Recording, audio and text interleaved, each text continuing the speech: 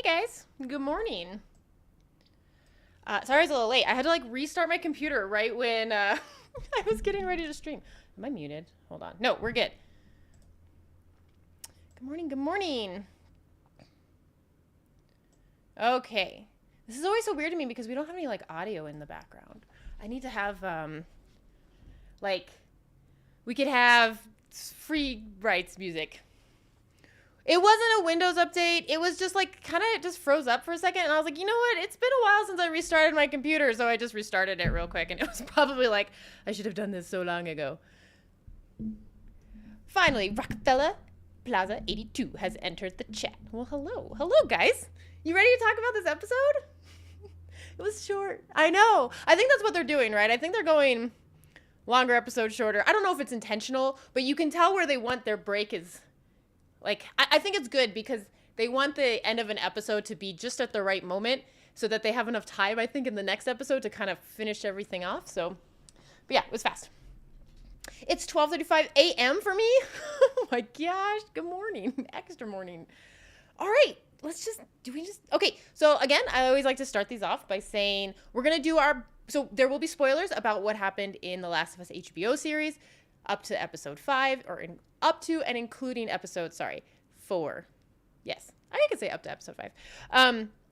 And the same spoilers, or there will also be spoilers up until these moments in the game. So if you haven't played the game and you want to, this isn't a good place. We're going to do our best not to spoil what happens in the game in future parts because it'll ruin the HBO series. So we're going to try. Sometimes we get a little antsy to talk about stuff. Only 5 episodes left. There's so much to happen. I don't even know. It's not possible. Is part 1 going to be in 2 series? There's so much that happens that they can't conclude this in 5 episodes. There's no way. Am I crazy to think that? Okay. So the very opening, we get Ellie with her gun that she took from our last episode, right? And we kind of get this extra, I'm sorry, this mouse is going to drive you nuts, huh? It's driving me nuts. Yeah, I got it, Seth. We get more of this gun obsession. And in previous episodes, I was getting a little annoyed, but mostly what is with this obsession with the gun? Hey, Rotten. So tread carefully, tiptoeing on shards of glass. Yes. I suspect they possibly leave out Colorado. Either that or the series ends where Rocca originally heard. I don't know where that, I didn't read what Rocca said about that. But if they leave out Colorado, they can't really leave out what happens in Colorado. So that does, I don't know, there's just so much more to show. But anyways. So at first I was getting a little annoyed by this gun obsession. But I think they're answering this for us. And I think what it is it's not that she's obsessed with guns. I think the issue is Ellie really wants to be able to take care of herself. And I think there's a lot of regret from her past, which we haven't seen yet, so we'll tread carefully. But I think there's a lot of regret there, and the fact that, hey, if I was properly armed, if I was properly, prepared, then what happened in the past might not have happened. So I think that's what it is. And I think she's kind of putting that on the fact, on a gun.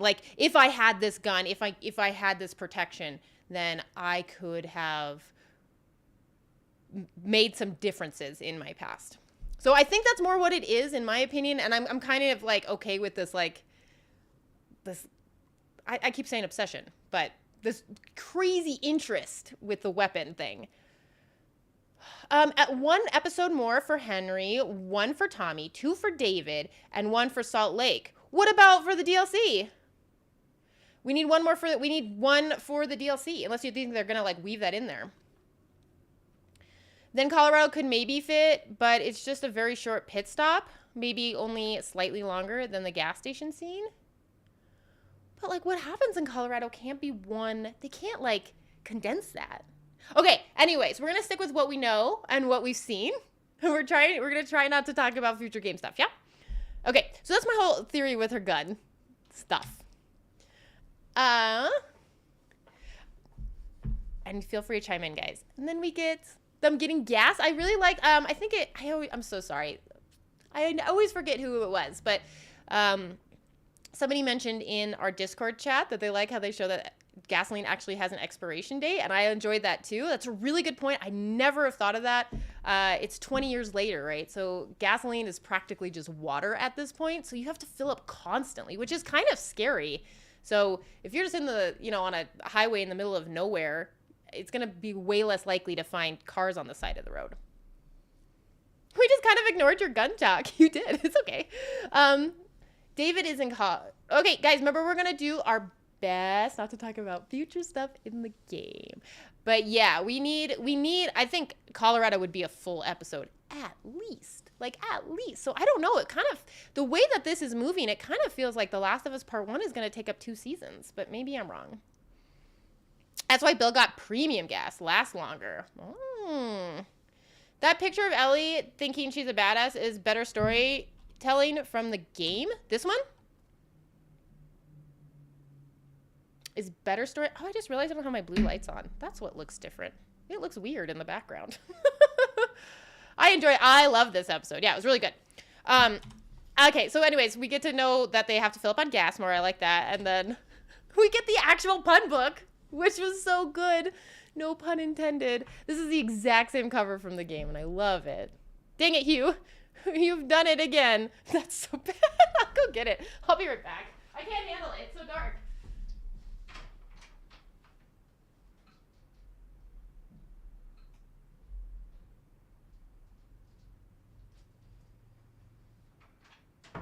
I can fix it. The pun book. Yeah, it's really good. And I like this too because we get the start of these jokes and start of Ellie's interest, because she is a kid. And so these little fun moments here are great. But the exact cover is awesome. She thinks she can take a life. We as an audience see it's not as easy as it looks. Yeah, well, like I said, I think the gun thing is less of her ooh, I want to kill, and more I want to be self-sufficient. I want to be independent. And I think it's one of those things where she regrets what happened in the past. And if she would have had the necessary resources in her mind, she could have made a difference and changed her past. The diarrhea joke. We'll get there. We'll definitely get there. That's a way end. This Ellie is more jaded. She is carrying her emotions more than Game Ellie. She was more childlike. Game Ellie was more childlike. Okay. I think this moment is a good indication that she still has a few of those. Yeah, exactly. Yeah, she's still a kid, and we had this in the game, so it's so important to include these. Having some of the dialogue between the same as a game, it made me so happy. It's saying the lines right before the kid. It is really nice. And I think there's, some of them are just for fun, but there's, especially in this episode, there's a few lines and moments that happen in the game that are super important to include, and they did include those. And while there's a lot of difference in the episode as a whole, they hit those key points, and you're just you did it. Good job. Keep going. I'm fine with whatever changes from here to here, but as long as these 2 key moments are in there, then we're good. And they've been doing that a lot. Hey guys, go ahead. Just get it out. Go ahead and say what you're going to say. Just go ahead. Just get it out, and then we'll just move on. Okay? So we hear the song. Just say it. Just say it. You know you want to say it, so just say it. Oh, I've heard this song before. No way. Yeah, I posted a good comparison GameSpot made of the truck scene, which I'm sure Kat has a slide for. It's a very good frame by frame. Oh my gosh, yeah. That truck scene felt amazing. Let's talk about how we've heard this song before. So if you guys don't know, this song plays during the ambush in the game, as well as in the trailer for this show. I'm very educated on this fact. No, it is a great song. I really like how they included this in here. You can kind of see Joel loves this song. It's a good find. They don't have it playing during the ambush. The ambush actually has no music behind it. I don't know if you guys noticed that. It's just the sound. Probably because you're so distracted by what all this crazy stuff that's happening that you can't enjoy the song. You've heard the song before. It's from the trailer when, or it's from the game when. Yeah. So great that they included it. And it was, remember we were all for, you guys, we finished episode 3 and everybody was like, they didn't include the magazine. Are they going to include the magazine? And like, this is one of those key moments where, yeah, we knew that Frank and Bill were gay and it was fine. We didn't need this magazine to kind of confirm that. Like when I saw this magazine in the game, it confirmed it for me. I was like, I'm pretty sure they were partners. But then I saw this magazine. I was like, they 100% were partners. So this wasn't needed, but we wanted this scene, right? And they did it. They got it. It was so great. Hey, Moose. Can't enjoy the song. That's what's happening during the game version of the ambush. Yeah. I turned, exactly. Like you completely tune out the music because you're just like, what is happening? I have to live. But yeah, this was so great. This was beautiful. Every line here was right from the game, and the way she even like holds it up, and it was, I'm so glad they included this. Really fun. And then I really like this part. I went back through, and if you guys get time, you can kind of rewatch this and like freeze there's no dialogue happening here. It's literally them just traveling. But every single little clip here and scene is so neat. And I love the deterioration of the areas and like nature kind of taking control over everything again. And some of them just have an insane amount of detail. And like for them just to be on the screen for like 1 or 2 seconds and the amount of detail that were put into every one of those, like don't overlook it. Go back and look. They're really good. No music during the ambush. You must have had your volume at 0. No, it plays before. There might have been something playing. See, I don't even know. I was too involved. Wait, are you talking about in the HBO series, Dan? Is it the exact same magazine? I was wondering about that too. That's so fun. Can't wait to watch episode 4. I hope no one spoils it for me. Moose, just get out of here. This picture is of the Mamba from World of Fun in Kansas City. Yeah, like these are real places, which is fun. Or at least parts of real places, which is really neat.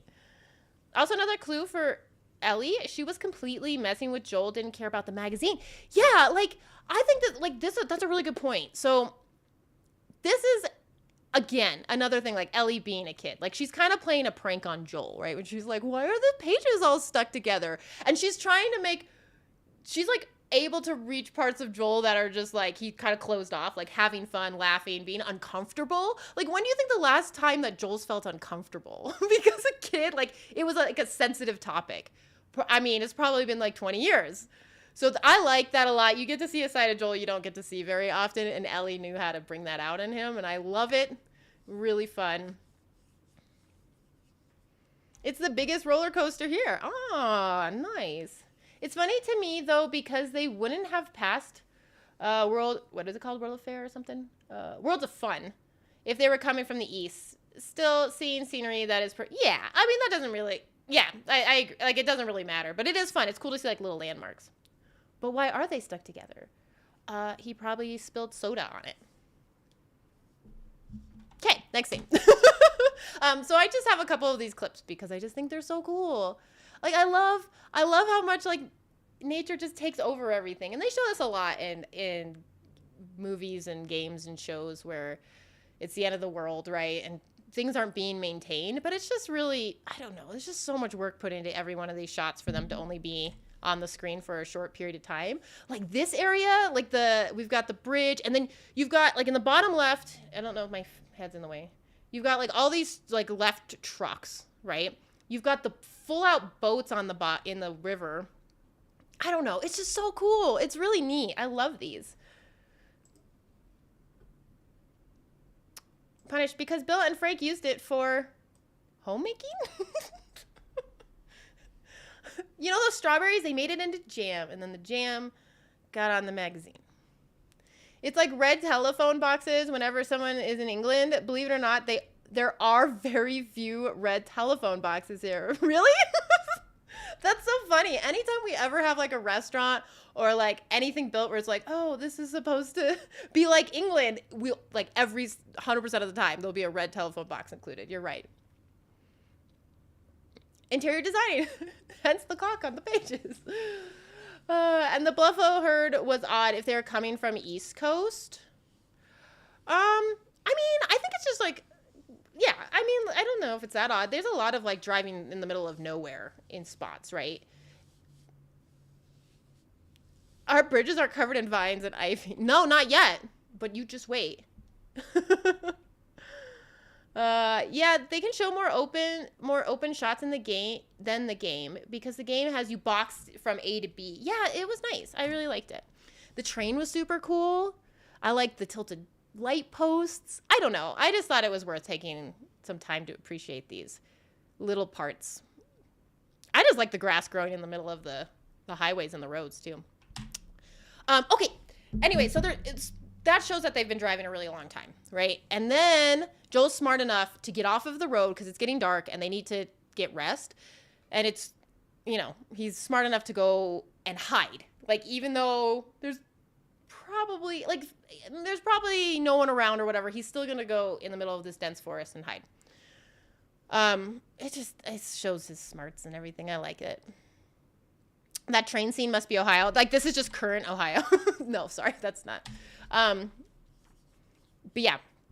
So I loved this whole scene here. This whole, like, next camp scene. They're eating the Chef Boyardee.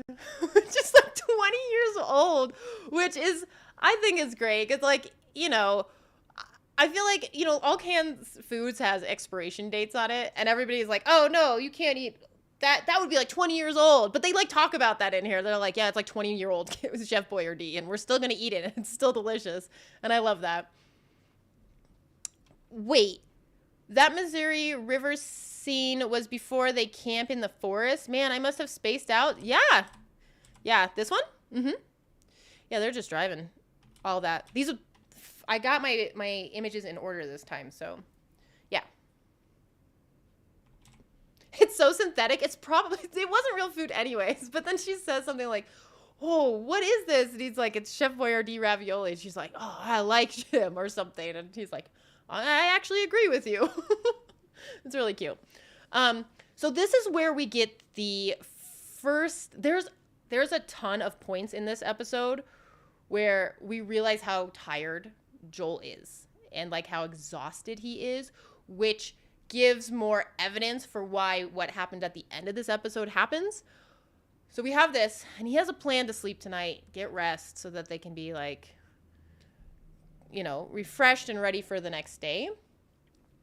If the seal is good, then it can last for decades. I totally believe you. Yeah, like there's a huge thing about like expiration dates not actually being like, it's kind of like put an expiration date on it when there's actually a lot more science behind it, and you could probably get away with eating a lot of expired food. That's expired as in like they wrote an expiration date on it. Shelf stable raviolis is dang. Well, and he says that too. I think in the previous episode, isn't that he's like gather cans, don't grab anything that's dented. I think is specifically what he says, and it's like, yeah, that's hey Sandra. I wonder if salty food is rare in this apocalypse at this point. Salty food. Why? What's specific about that? Like, why? Why do you think that? And if you don't kick the hell out of it? Okay, so anyways, Joel's like planning to get some sleep tonight, right? Which we all kind of realize that doesn't happen. But don't drink the expired gasoline. Expiration dates are more about the quality of the food. Yeah, and like just concern, I think too. Like you don't want to get in trouble for stuff like that. And it's also like, hey, throw that away and buy some more money things, right? And this whole thing was really, this like little camp was really sweet. So every time we see Joel lay down or sleep, by the way, you'll notice that his watch is always in the frame. And I like that here because he kind of makes a promise to Ellie. Like, at first he was just trying to reassure her, like, go to bed. Yeah, we're going to be fine. No one's going to find us. But then he takes a moment And I don't think he was nervous until he said, no one's going to find us. Because as soon as he says that, I feel like he's like, I just made her a promise. And now I'm responsible for making sure that doesn't happen. Salt preserves food, I guess. Oh, yeah, the scarecrow. Yeah, and he knew the scarecrow joke, which was cute, right? Because I think there's a couple of puns or jokes that I think we've all heard that were like, when you're like a kid comes up to you and they're like, oh, I have a joke. And you're like, yeah, I've heard this one. And you give them the punchline. I like that moment here. It was cute. I meant to say something about the watch last night. Yeah, in fact, I'm pretty sure, I don't know if you guys have ever taken any film classes or anything or know about it, but I'm almost positive that watch has its own little light on it, specifically just to like make it shine a bit so you know it's in the frame all the time. It's very intentional. That's not just the way that Pedro, like Pascal, like likes to sleep. Like it's intentionally in the shot at all times when certain moments happen, like when he's possibly thinking of Sarah, thinking about protecting Ellie, right? And to kind of parallel protecting Sarah, stuff like that. Salt is harder to gather in large quantities, either from mining rock salt or evaporated seawater. Huh. He pretends to be calm and collected. We, the audience, see he's tense and restless. Yeah, well, for sure, yeah. But I really feel like there was a shift as soon as he said he gave Ellie that kind of promise. My guinea pigs decide to drink so much water every time I turn this camera on. He's lying to her cat, foreshadowing. It's an interesting way to think of the conversation. I hadn't think of it. Yeah, this is my kind of take on it.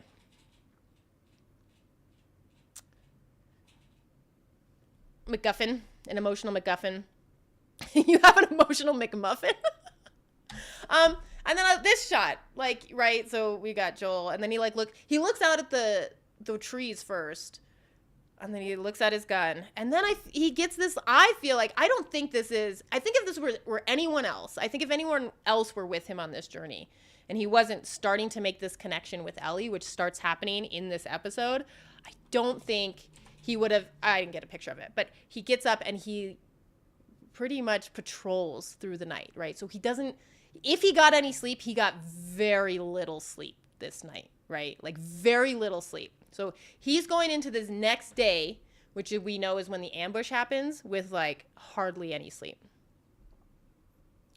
But I love this shot. I like the watch. I like the gun. I like his face. I like how his back is turned towards her. It's good. That's why he says he would already be in Wyoming. Well, they took a detour, right? Because he was originally, like, they weren't going to drop, like, the whole, like, museum in every area, and then the Capitol. Like, that he wouldn't have had to go through that either, because he wouldn't have had Ellie, too. I thought the same thing about the promise with Ellie. You're the first reactor I've seen that thinks, oh, yay! I'm glad. Yeah, I think that's a cool... I like that idea. Like, I think all of a sudden he's like... And I'll talk to you a little bit more why, because there's some scenes after this where I think they play on that promise and that trust.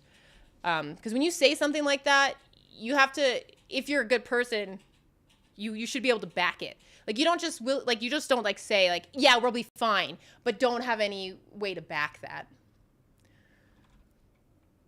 He wouldn't stop. He stopped so Ellie could sleep and eat. Oh, is that what you're saying too? You think he would have just drove through?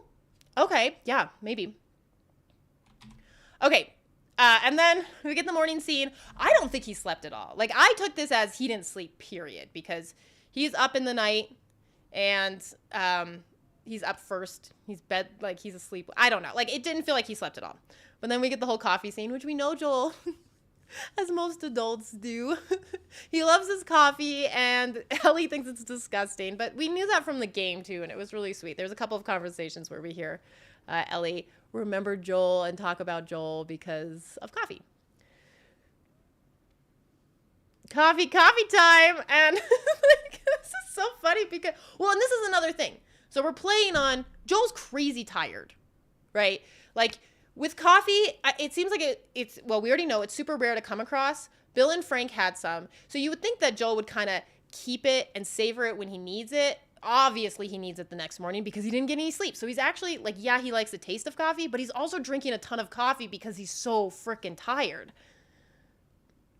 I interpreted it as him lying to reassure her and then realized it was likelihood, so he had to stand watch. I guess in a way it's similar thinking as either he realizes he has to make sure. Yeah, yeah, I can see that too. Either way though, like all of a sudden he feels responsible. And I feel like if he was alone, he might not have done that because he would have like played the odds in his head. Like, nobody should be out here. I did everything to cover our tracks. It should be fine. But with Ellie there, it's more like, I need to protect her. Like, he specifically, it just felt like that, right? To be honest, the coffee pot looked kind of gross compared to seeing normal coffee brewed. Yeah. I mean, it had, like, it's probably, I don't know. I don't even know it was brewed. I don't know what that was. Like, I've seen, like, the camp ones. Like, I have, like, a camp coffee, like, one where you, like, squeeze the grounds down. That one was different. I've never seen a coffee maker like that. He's far more thoughtful and caring of Ellie already, but he doesn't want her to know. I don't know. Like, he doesn't want her to know, and I think he's trying to lie to himself more than anything in some points. Like, he doesn't want to get attached to anybody else. I think he's scared to be attached to people because you just lose them. Yeah, and pretending to himself that he isn't getting... Yes, exactly, Dan. I agree. Yeah, because I thought he was going to go to sleep before that conversation. Yeah. It looked so good. The coffee did? So I got stuck on a call. Can we back up and start this over? Just jump on in, Links. We'll start here. Then we had that little thing of like how I think it's funny that she says it smells disgusting because I've known people that think coffee smell so gross. Like so gross. Like Drew's actually one of those people for a long time. He thought coffee smelled. He's like, oh, it's so gross smelling. So this, like when she says it smells like shit, it's like one of those moments where you're like, people think, yeah. Oh gosh. Yeah, he didn't let himself get fully attached to Tess either. Yeah, like she says that, right? But she kind of understands. She's like, I can't remember her exact line, but she says something along the lines of, you wouldn't fully open up to me or something like that. And like, so you get this whole thing of like, even somebody he really did think of as family, his best like friend or partner in this world, he still couldn't fully open up to and become vulnerable with. Well, he did lose on screen Sarah, Tess, Bill, and Frank. Who knows how many off screen? Exactly. Right. So, like, it's not surprising that he's trying to protect himself, right? Like, you kind of build a wall and you don't want, but, like, that's one of the hard things about, like, loving somebody. Like, whether it's, like, partner-wise or even just, like, family or, like, a daughter-father relationship. Like, you kind of can't control that happening, and he's trying to control that. He doesn't want to feel that connection because all of a sudden everything gets a lot more sadder and more dangerous. She does say something about she's like, is that what those Starbucks used to sell in the quarantine zones? Because the quarantine zones were just set up like in city areas, right? Like they like literally just put a wall in a part of the city. So you probably saw Starbucks, like obviously not in use, but Starbucks buildings around with the signs. And so it said Starbucks coffee. So she's like, that's what they used to sell there? That's so gross. All the filled in info from Tommy was 100% and seems to fit. Yes, I loved this. So this is what I was going to talk about. We got a little bit of this with Tommy's bumper sticker in the first episode. Remember, we found out that he was a war veteran. And then I like what they said here because we didn't really, I mean, this is a lot of extra information for us, but it is very fitting. To be fair on the coffee smell, there is a gulf between bad coffee and good coffee smells. I like some coffee smells and not others. That's fair. Tess never asked him to feel... Yeah, she wasn't demanding of it, right? Because she was very understanding. Yeah, you can't hate Tess for anything. Okay, Tess was awesome. Except for all the bad things that her and Joel used to do. But that's not important. I skipped this episode. I'm confused on this documentary after the Ron Swanson episode. So I think it'll be easier for me to, for you to just explain the episode in this format for me to understand. Documentary. You keep going with that. But yeah, so we learn a lot about our Tommy. I like this line. I took this picture specifically because he always, Tommy, they're making him sound like he wanted to be the hero. He wanted to be the good guy. He wanted to make a difference. And I think this is where Joel and Tommy like really split. And I mean, he kind of confirms that here, but like Tommy is very much like, he's trying to do better and be like, he wants to do something right to better the world. And Joel's very much just like, you do what you can for yourself and for the people you love. Forget everybody else. And I think that's where they butt heads a lot, and which led to them probably, you know, having like a fork in the road where they split ways. But I like this little background information. Ooh, good point. Explains Tommy's actions in part 2. Yes. So another one of those, and we'll learn, like, we'll talk more about Tommy and we'll come back to these moments, but he always wants to make a difference, it sounds like, which fits with so much of what we know about Tommy. So I like it. Okay. And then, did you guys love this like cut? But the reason why I have this in there, well, it was funny and it was cute and it was a beautiful cut. Joel says, hey, we woke up early. If you're tired, you can go ahead and nap. And she's like, I'm not tired. And then it cuts to this, which is really cute. But another thing, so Ellie got way more sleep than him. And Ellie didn't, you know, she's tired and she's sleeping. Again, Joel hasn't gotten any sleep. He's gotten no rest. He's had nothing but stress and like staying up. So again, he's so tired. He's so tired. And you can see it on his face here. It was great. Lynx is joking, but I have been noticing some of the series jumps around a lot. I wonder if that's off-putting to someone who doesn't know the story. I don't know. That's a good question. The only people I know that haven't seen it that I've been like in contact with are Bay or Lost Colony. You guys know him on Heroes, and Waizu, and they seem to be really enjoying it. So I don't know. That's in the game, right? What's in the game? The Tommy background information isn't really in the game, and Ellie like passing out. Like that's, I mean, like we get the car scene, but like this was just cute. Seems Tommy's ideal eventually worked, as he has a huge function. Dan, we're trying not to give anything away for the future stuff, but yes, I agree. Ellie's sense of humor is hilarious. Yeah, I like how the more time we get to spend with her in this show, the more we're seeing a little bit of a kid Ellie, which is really nice. We're getting that balance. I think at the beginning, which makes sense because like stress was high, and like Joel and Tess didn't really know Ellie very well. And so like as a viewer, we didn't get to know Ellie very well. And so I feel like now that we're getting to know her just as much as like Joel's getting to know her, we're starting to see these cuter kid sides. Yeah, I think the show's been making it clear that flashback. Yeah, like the flashbacks are. I didn't think it was hard to follow, but I don't know, because honestly, most of those any of those flashbacks, the player didn't know either. So we've been able to follow it. So I think it's okay. Yeah, I'm hearing people at my work saying it's just another Walking Dead. Oh my gosh, stop. Time to quit. Quit your job. No, just kidding. Don't listen to me. I'm just totally kidding. Maybe I see it another way. Maybe, like I said, in Discord, if you have any like questions without giving things away, honestly, like tag Waizu and Lost Colony in it. See what they have to say, because those two haven't played the game. Oh, and yeah. Best hasn't seen. That's right, Best, you haven't played. Kat, I've never played the game. I've watched people play the game. Really, Jiron? Jeffrey Pierce, that plays Tommy in the game, is on the show. Yeah, I have him on here too. Jaron, I always thought you played, but you're so knowledgeable about it because you've seen others. That's awesome. The series has purposely let out zombies for that. Yeah. Zombies. No worries, Dan. It's not that big of a deal.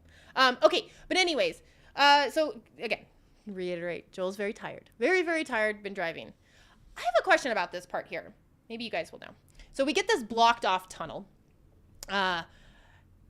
This was just, like, this is blocked off just from the chaos that happened 20 years ago, right? This wasn't intentionally blocked off. Was it? I don't think so. And there's a couple of reasons why I don't think so. First off, the stuff that happens in the quarantine zone seemed like it happened very recently. And then also there's like, this is wedged in there pretty good. And there's like so much moss and everything growing on it. So I don't think it was intentional, but I just wanted to make sure that it wasn't like the hunters redirecting traffic towards their town.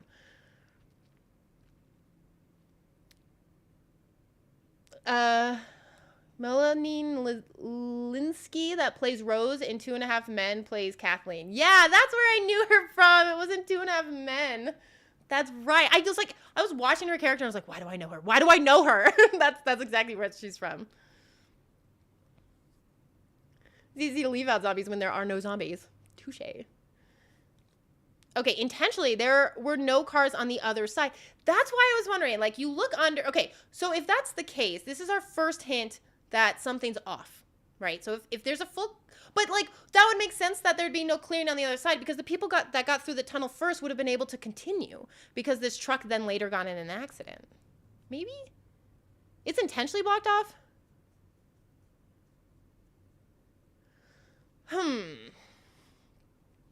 Intentionally blocked off. How the heck would they have done this? This looks like an accident to me. You think somebody just like wedged it in there?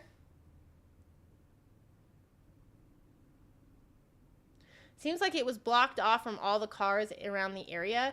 So, like, if this was done by hunters, you think they just crashed these cars here, though? Like, I don't know, like, one's flipped over. This looks like chaos. This doesn't look like a barricade.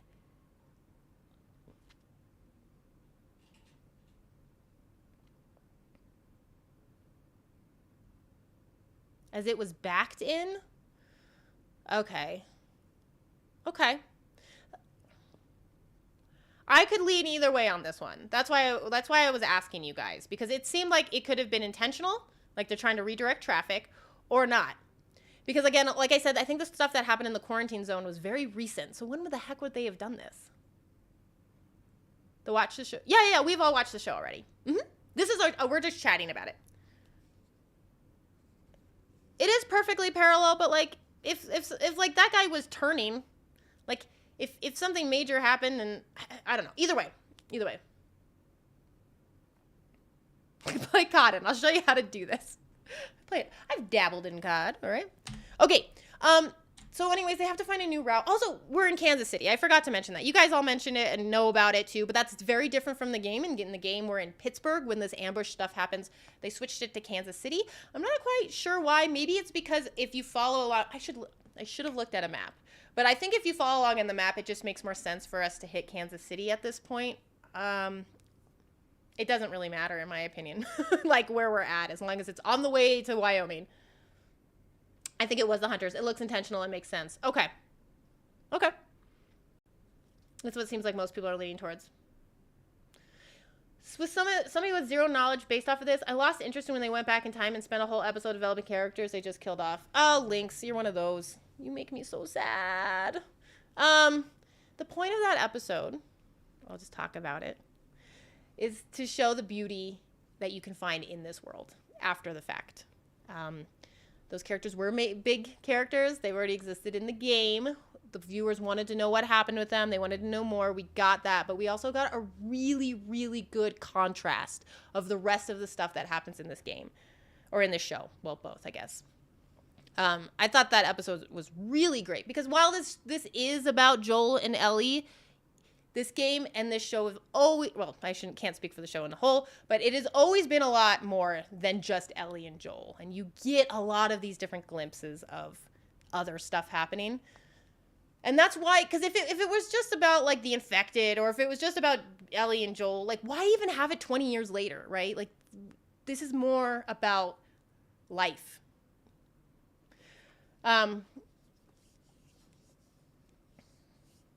They talked about the trucks with snow. Oh, they talked about the trucks with the snow plows and cranes earlier that Fedra had. So maybe that would make sense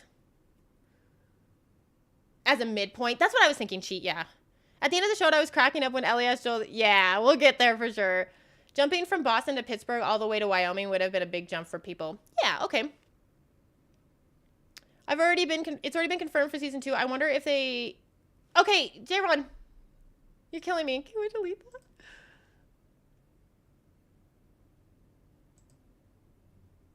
Okay, guys, I'm gonna, because some of you guys joined a little bit later. We're talking about this show, so there will be spoilers up until this show from what we've seen. All of the show that has been released, we're going to talk about.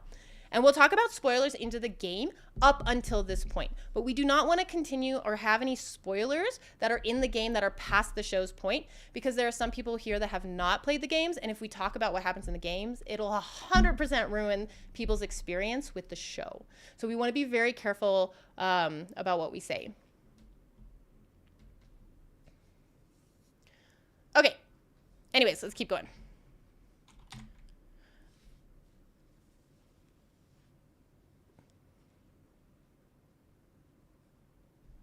Let me see here.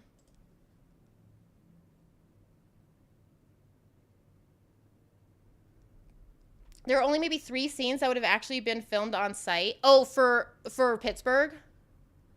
Hey, Chase. Okay, so then so they have to like take a detour, right? And they have to go in the city. And they get lost, which is totally fair because first off, Ellie doesn't know how to read a map. Secondly, have you ever gone into a city that you're completely you've never been in before? It's a mess. Not to mention the actual obstructed streets and stuff. Totally crazy. But then as viewers, so we get a first hint. So if you guys are right about the truck, we get the first hint that something's off, and Joel feels that it's off because the truck is purposely wedged there. Then as the viewers, we get a second tip that something's off because they don't see it because the truck drives by. But we see all the burnt bodies, which are most likely Fedra agents or Fedra workers or anybody that pretty much was against this new group that formed, that fought up against Fedra. Bella Ramsey looked a little bit like Ashley Johnson. You think so? Yeah, that's what they're going to do, J-Run. We're all pretty sure that when we saw the trailers, I think most people think that Ashley Johnson's character is going to be Ellie's mom. We're all pretty like, yeah, that's good. Because, you know, she gave birth to Ellie, so they probably did that. I've just been in the car for 2 days. Wait, I just been in the car 2 days ago? Okay, so this is our like second clue that something's majorly wrong in this town. Joel is still only has the one clue though. And then we get this scene, which this is when everything shifts real fast, and I really like this. But they come across the QZ, and this is weird because, like Ellie asks, where's Fedra? And the QZ's just open. So obviously they were overthrown here. Which is, and Joel like immediately knows, right? He's like, oh, nope, something's wrong. This is wrong. This is bad. This is bad. If Fedra's not in charge here, that means another group is in charge here. And if another group is in charge here, they're not going to take kindly to newcomers, right? The new world order jackboot Fs is the term you were looking for, Kat. That's right. I think last 2 episodes haven't been living up to the game spirit. Really? Oh, I've been loving it. Loving it. I think it was confirmed that Ashley confirmed that she's going to be Ellie's mom. Yeah. And I think that was like, I mean, most of us guessed it during the trailer, and that's cool that she confirmed it. So I think that's going to be really great. Yeah. And the quarantine zone looks really perfect, like the games. Yeah. But I love this shift. Like Ellie doesn't, like she knows, she's like, where's Fedra, right? Because all she's known is the quarantine zone. She's known Fedra schooling. Like, that's what she knows. So, like, thinking about areas and zones where Fedra or the quarantine zone has fallen, she gets that something's wrong, but she hasn't made the connection on what that actually means. And Joel has all the experience in the world. He knows exactly what that means. Also, not a very infected city if the people out and about, wink, wink, nudge, nudge, bloda. Well, it's kind of one of those things. So, like, if Fedra was in charge first, they would have taken out a lot of the infected in the area that were visible and easily spotted. So it was I think that this quarantine zone fell very recently, like within the last month is what I'm thinking. And so the infected aren't really a big deal here. Just the people are. But like I said, the infected that were known about. So if something was happening under the surface, like literally under the surface, it's unlikely that Fedra would have been aware of it. I would love to see more action. There was so much action in this episode. I feel, yeah, I mean, personal preference, I guess. The game is nothing but repetitive action. Like, it's enjoyable because you're playing it and you get a lot of those, like, shooting style moments. And there's a couple of scenes that I think we really missed out on, like when Joel was upside down with Bill in the game. But I don't know. Even though there was so much, like, action and fighting in the game was always way more than that because of the story. So, to each their own. Shift. I love this shift. Oh, did you guys think I said shit? So the good and bad is this is Fedra versus the lightning bugs? Lightning bugs? Oh, the fireflies? No. So the fireflies are specific to Boston. They have, like, well, not, like, so there's lots of different groups, right? Like, there's chaos all over the world. Fedra was the government organized control of everything. And then zones have taken over. So the Fireflies were one group, and they have, like, places all over. They have, like, contact in places all over. But you're going to come across lots of other groups who, you know, think they're going to do things better than Fedra. It's all, like, Fedra kind of became Nazis, right? Like, that's kind of one of the, you know, Bill and Frank touched on that. But, like, Fedra isn't great, and then you have these groups that think they're doing better, but they're not great either. So it's just a tough world. So, I think if Joel and Ellie had killed even a tenth of the people in the show that they had done in the game by now, the people wouldn't think either are redeemed. I agree. I think that's really important to talk about. Like, we kill a lot of people in the game because it's a shooting game, right? And we come across a lot of that. But it would be too much. It would be too much for this show. It would just kind of turn into like a, what's that one game? It's like World War Z. You're just like killing all these mobs constantly. And they don't want to do that in this show. And we'll talk about it in a bit, but with Brian. But, like, Naughty Dog really likes to bring a face and emotions to the supposed villains in their stories, because everybody has a reason for doing something. And are they a bad person for that? Like, yes, for some perspectives. Other perspectives, no. So if we just kept murdering people all the time, we're going to lose contact with the emotional parts of the story. Tribalism. Every group protects their own. Left out a lot of the human fighting, yeah. English is my second language. Is that supposed to be a compliment? If so, thank you. Yeah. Okay. You know what? I was going to say that best. Like, I was actually going to make that connection with Uncharted in this. Like, I don't care about any of the people I'm killing in Uncharted. Like, as terrible as that is, like, it's like, I really don't care. Anyways, let's move forward a little bit. So, you know, like, so Ellie's, like, confused. She's like, are we gonna help him? And, like, Joel knows. He's like, nope, this is a trap. Nope, I love this. I love this part. I love how, the acting was really good here. I like how immediately he goes into, like, Joel protection mode, and he, like, knows what to do. It's so cool. And then we have the crash where they crash into the store, which is so reminiscent of the game, and it was really cool. They make you numb to it really exactly like it's. I haven't seen the movie, and I've been told not to, but I think even in The Last of Us, they do it in here. I don't remember if they did it in the first game, but I definitely noticed in part 2 where they all of a sudden you kill somebody and then they're like, Chrissy, Brian, oh my gosh, they shot Jake, and you're just like, oh, these people had names. Ooh, these people had people that cared about them. Like, these aren't just like a group of people that don't care. Like, they're their own little tribe, right? They are a family the best that you can get at this time. And it's supposed to be a little bit, it's not necessarily supposed to bother you, but it's supposed to be a little reminder, like, this was a person. They just killed a person that had a family.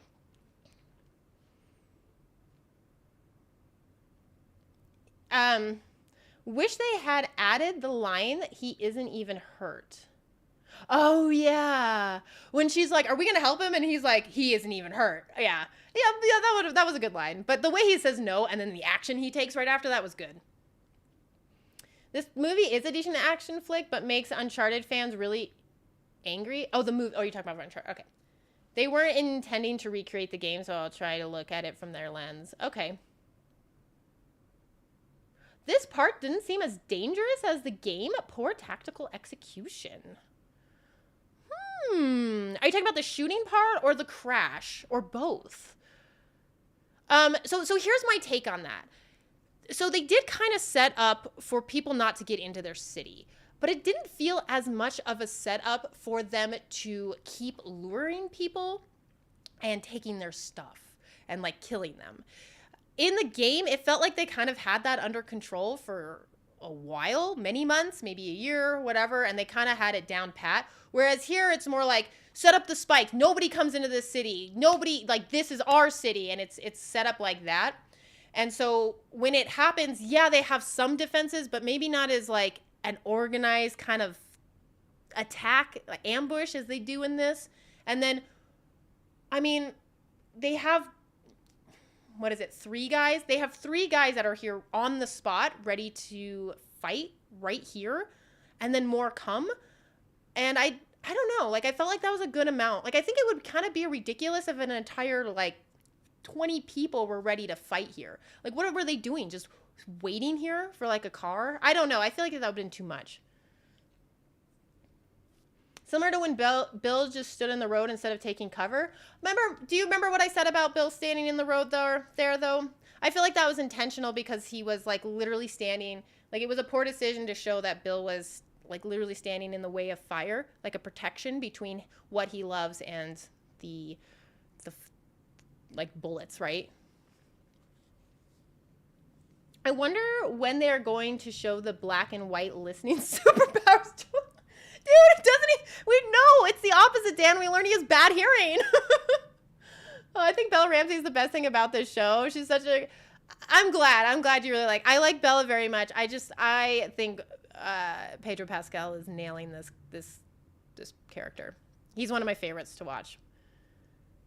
I really enjoyed the Hunters yelling at Joel and Ellie after the crash. Yeah, I have those on here too. It's really good. Okay, so I have this line quoted here or on screen because he asks if she's okay. Seems like an obvious question, but hey, Joel cares. He cares that she's okay, right? Like, it's just a normal question you'd ask anybody after a crash, but I think it's important that Joel says it. So that's why I have this one. He says, "Let's see, motherfuckers," right? And we hear that all the time in the game. When you're hiding and you're like stuck in combat and the enemy knows you're there, they yell this at you all the time. It sounds exactly the same. It's really good and it was fun to hear. And though I always thought it said, what is it? I thought it was slightly different. Not "let's see you." It was like, "I can see you." I thought is what they said. And then I'd always move. The shooters just stood in one spot and didn't move. No, they move. This whole scene is just a reminder of Ellie, how violent Joel is and what he's capable of doing. Guy screaming for his mom, Joel. No, there's way more than that. I think that's looking at it way just too much on the surface. I think he does care. He knows. Joel is a man that knows what he has to do to survive. But we have the conversation later. She's like, and it gets easier. And he's like, it never gets easier. So I think you're looking at that a little bit too much on the surface. I think it is a big deal. Oh, the NPCs do more than the actors did. Well, let's be honest. If somebody has a gun, it's pretty stupid for an NPC to advance forward without it being cleared first anyways. So, why did it take so long for Ellie to act here? I love this scene. Oh my gosh. Okay, so hold on. Anyways, I just got a picture of this because this feels very much like the game. Just remember it. It's very good.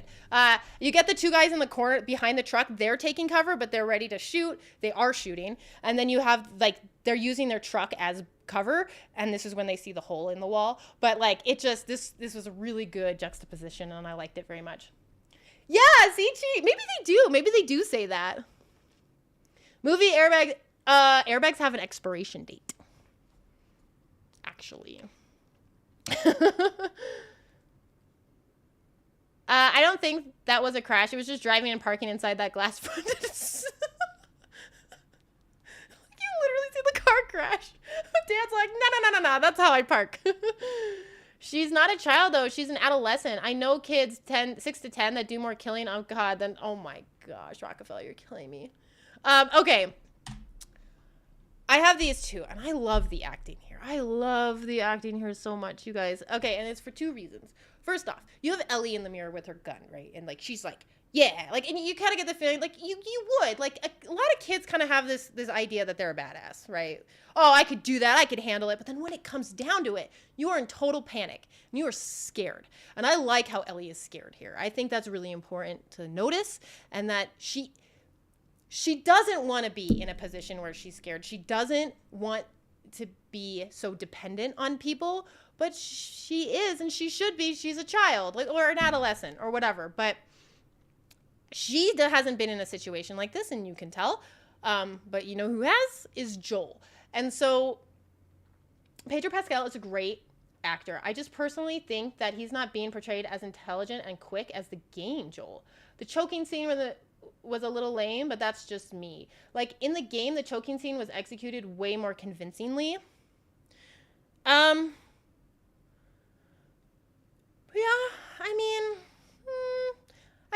yeah, but you're totally entitled to that opinion. I think it plays back to the fact that Joel's 56 years old.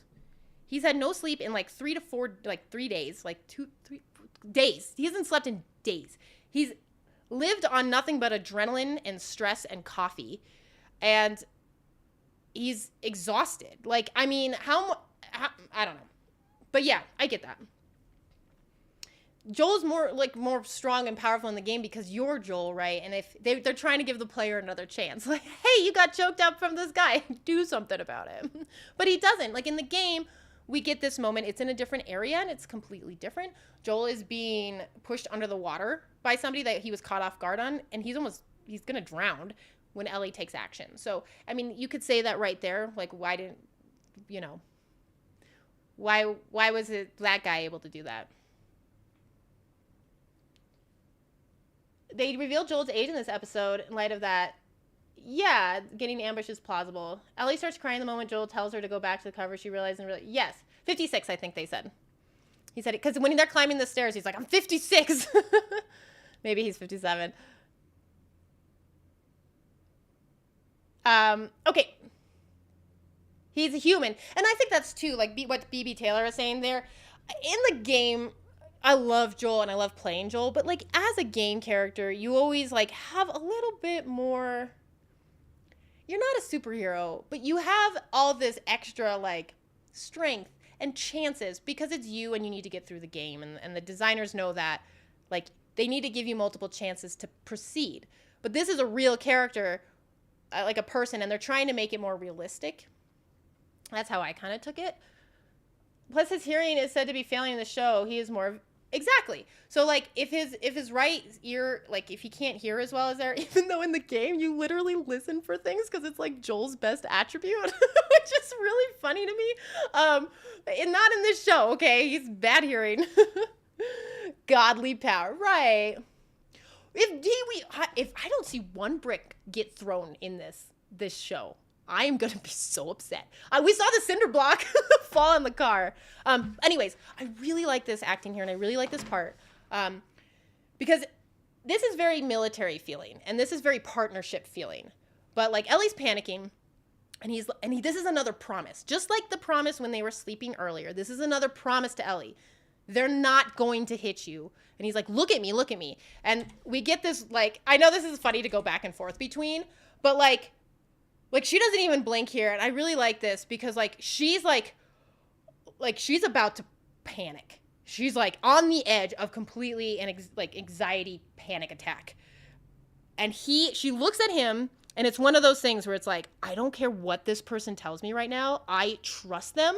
I'm going to do exactly what they say, and I believe in everything that they say. And I think that it's really good because now we know that these two are becoming more like partners, and they have a connection now. Whereas before, like, Ellie kind of just, like, jokingly, but, like, a lot of the times Ellie didn't listen to Joel's advice, or she kind of would do the opposite. So this part I really liked. And it's, again, another one of those promises that he makes. So it's like, it's kind of like, right, like in any type of combat, you have somebody that's in charge, and you don't question what they say. You do what they say. And that's this right here. And Molotovs, we need to see that. That's true.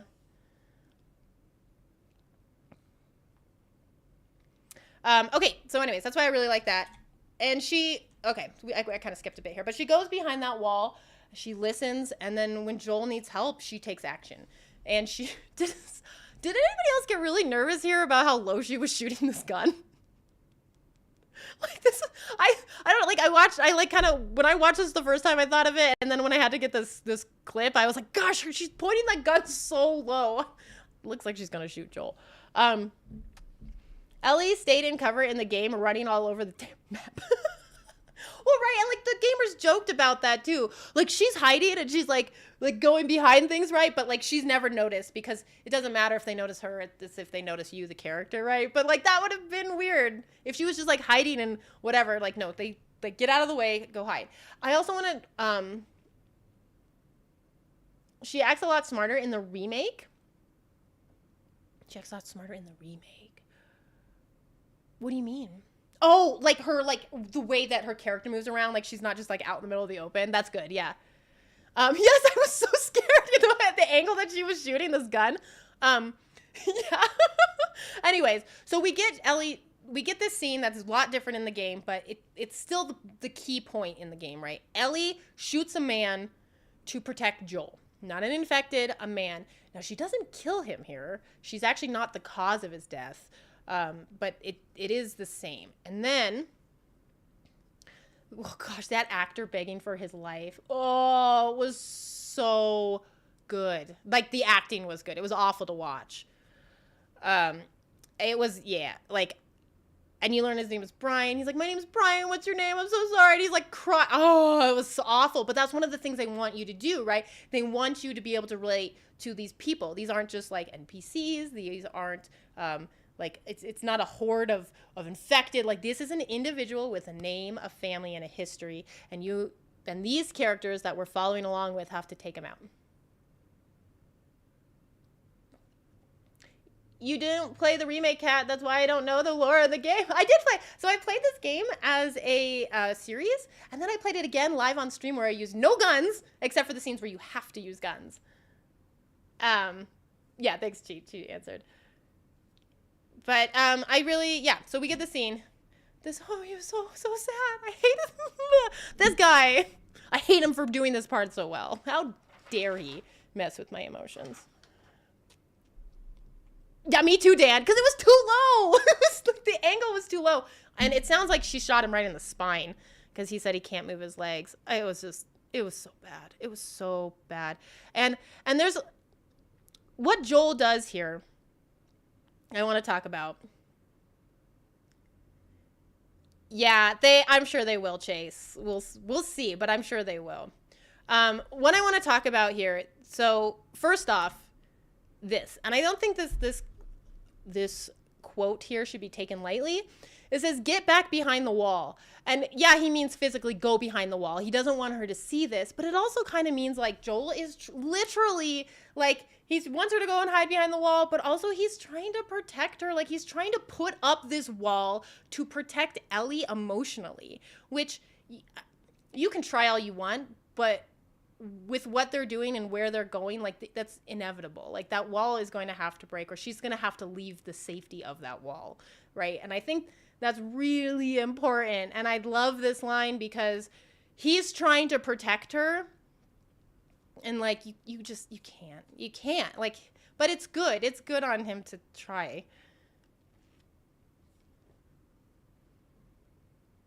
More shows and yeah, we didn't get the actual finishers on this. We didn't see it. We saw Ellie's reaction, which I would have rather been with Ellie to see her reaction here than to see what Joel did to Brian.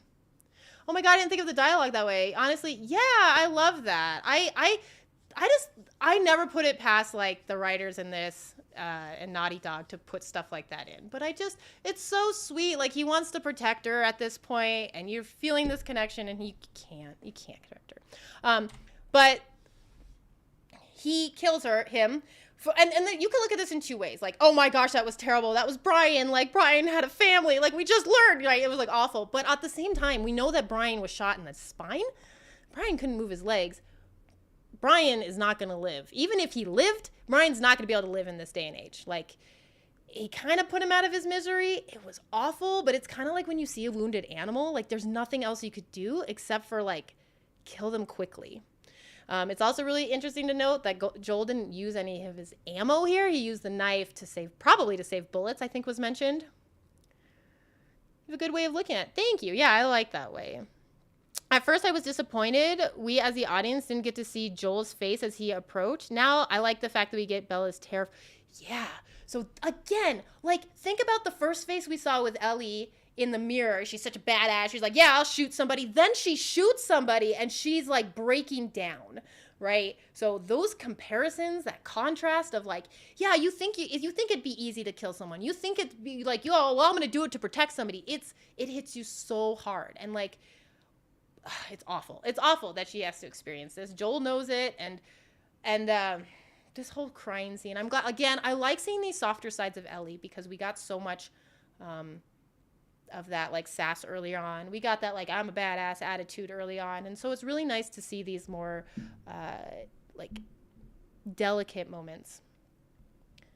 Also, and I noticed this, but it was also mentioned in the little recap at the end of the show. They mentioned, and I didn't feel this way in the game, so they did confirm it. That's what they were trying to kind of go for here. So Ellie wipes her tears away really quick, right?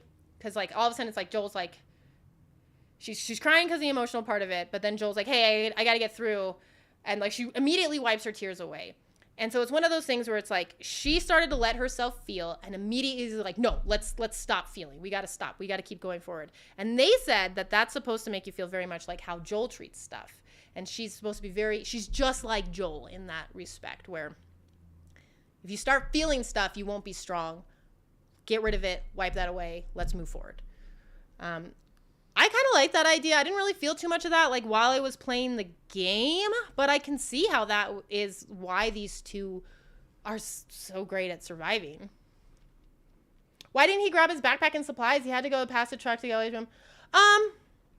So like, yeah, like I've heard this like complaint before, and like, yeah, okay. So like he could have gone back to the truck. He could have grabbed his supplies. But we've already had Joel ambushed once when he wasn't expecting it, when he thought it was clear. We already know that others are coming. And usually in situations, and he also needs to get to Ellie as soon as possible because he knows just what happened to Ellie and she's super concerned. In real life, this is one of those moments where it's like, oh yeah, that sounds great. The area is clear. This isn't the game. You don't go loot the area afterwards. This is one of those things where it's like, if you were actually there, it would be stupid to turn your back and to go searching through the truck to grab supplies. That's just my personal opinion. I think this is very much like, you need to get out of here. Like if you were in a situation where you almost died, you get out. You have to leave. You don't worry about your backpack.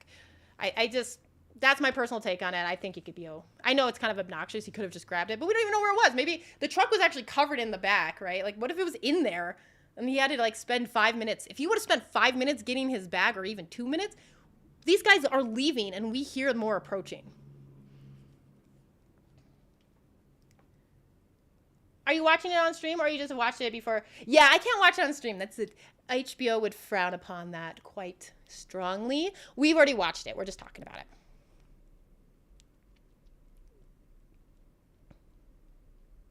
Love your channel, love your energy. I love to hang out around, but it's like it's late in my country. No worries. Have a good night. Get some sleep. Don't be a Joel and be tired. No, have a good night. Thanks for hanging out, Chase. So they get through, and then I took a couple of these shots because while they're sneaking out, more of the hunters arrive, right? I guess they're not really called hunters in this. The rebellion the resistance group, they arrive, and then you hear these lines where like, they got fucking Brian, and you hear that in the game all the time. I thought that was a nice touch. Ellie may be 14, even though Bella Ramsey is 19. She's old enough to have a gun. Oh, like in real life? Yeah, I mean, anyone. Yeah. He's good at scrounging and scavenging. Supplies are only as good as if you can transport them easily and quickly. Without the truck, it's an obstacle to his... it didn't bother me that much. I can see why people are like, grab your pack. But it's like one of those moments where it's like, just go. Like, get out. Hey, Waizu. Like an hour late. No, it's okay. He's allowed to be late. But yeah, I like how they're like, you hear it in the background. They got fucking Brian. Which isn't funny because Brian died and that was sad. Okay, so then we get this character. We get the leader of this resistance, who is new for us who played the games. When we arrived, we call them the hunters, but when we came across this group, we didn't know of a leader. There wasn't really a face to their cause, and now there's a face to the cause, which I think is good because it's nice to know, like, why the heck is everybody doing this, and why do they think they're the good guys? They're crazy, right? Isn't she 20 now? Probably. They filmed this a while ago, so that would make sense. But then we get the first name drop of Henry, which is nice because we know who Henry is, and she's specifically looking for Henry. But I gotta go back to work. No worries, J-Ron. Have a good day. We'll talk to you later. I'll see you next time. I like her obsession with trying to find Henry. So what it sounds like is Henry ratted on her brother, who then was turned into Fedra, and then Fedra beat him to death and killed him. So she's out for blood. She's out for vengeance and justice. She literally turned the whole city against Fedra just to do this thing for her brother that she lost. I wonder if they intentionally made this actress act like Karen. Oh, like a Karen? How is she like a Karen? How is she like a Karen? More people need to read the Zombie Survival Guide. It has many amazing, well thought out conclusions about what weapons and supplies you need. I think I actually have that book, Dan. I need to look through it. Somebody got it as a joke for Drew, and I never went through it. I'm not fond of this actress or her character. Haven't figured out why yet. Maybe both. Well, okay, so this is one of those characters where I think like they're giving a reason behind the fall of Fedra. They're giving a leader to it because in most of these cases you have to have some type of organization and leadership, right? Like with the Fireflies, we have Marlene. I don't want to get into part 2, but with this group, we have this character Kathleen. But the whole reason for this, and this is what we need to pay attention to, she is doing this not to better her people, not to like, oh, because this is the right thing to do. She is doing this because they killed her brother. Again, they're really pushing this whole idea that if you love someone and they die, you will do anything for them, or you'll just do anything for the person you love. So that's a big, big deal in this. This is the whole theme of this show so far. She blames everything on Harry. Yes. So she does not, like, in my opinion, she does not care about these people that are helping her. She doesn't care about, I keep calling them the hunters, but she doesn't care about them. She just cares that she can use them to fight her cause. Brian was her brother. I don't think you're supposed to necessarily like her. I mean, she's kind of crazy, but I like how there's a leader to this. May she protect us? We also see the doctor, which so he's still alive. Again, this is another reason why I think him being alive and not maybe it took a while for them to capture him, but him being alive kind of goes with the point I was making that this Fedra was overturned recently, and she's questioning him. She's trying to figure out where Henry is because she has this list of names, so people that she thinks is involved with her brother's capture and murder. God, I think she would have made a fantastic leader for the... Yeah, that would have been good, too. No, I mean the Brian Joel kills. Oh, I'm sorry. Oh, I don't think so. Maybe. I didn't catch that, Seth. Is Brian her son? I just thought I thought Brian was just like a member and like just he was younger. So it was like, oh my gosh, how could they do this? Like, I don't know. But maybe. I didn't think about that, Seth. Anyways, so we find out that, so this guy was working for Fedra as a doctor. You would think I think they're hinting at her making a couple mistakes, which probably will lead to her demise, in my opinion. So I feel like doctors would be such a valuable resource right now. Even like we find out later she shoots him, right, and kills him. But it's like, I know he can't save Brian. Brian was shot and stabbed. Like, what? I mean, or not Brian, the other guy. But like, you don't kill a doctor in this time frame. Like, a doctor would be so valuable. And we kind of learned that in The Last of Us Part 2, right? So what the heck is she doing? That was a stupid move based off of emotions. And I think that's kind of all that she does. And I think they're all going to hit at the same time. And it's going to be a big mess up. She does everything based off of emotions, not her actual, like, not by being smart.